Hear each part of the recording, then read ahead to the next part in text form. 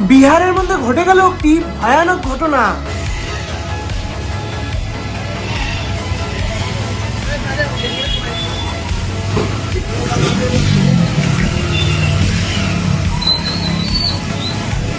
হ্যাঁ বন্ধুরা, বিহারের একটি মার্কেটের মধ্যে একটি ফুটপাতে একটা দোকানদার এবং একটি টেম্পু ড্রাইভার দুজনে একটা কোনো একটা বিষয় নিয়ে ঝগড়া লাগে এবং সেই ঝগড়ায় সেই ফুটপাতের দোকানদারটি সেই টেম্পু ড্রাইভারকে হত্যা করে দেয়।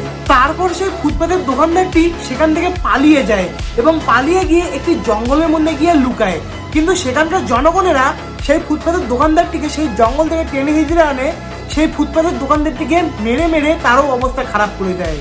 सबको छोड़ दिए आज ही आज आज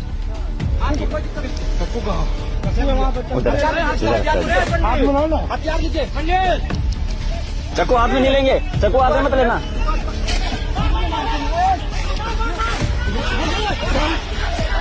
মানে এই ঘটনাটি নিয়ে আমি আর কি বলি, মানে সমাজটা যে এমন লেভেলে চলে গেছে, মানে কিছু বলার মতো কোনো ভাষাই নেই।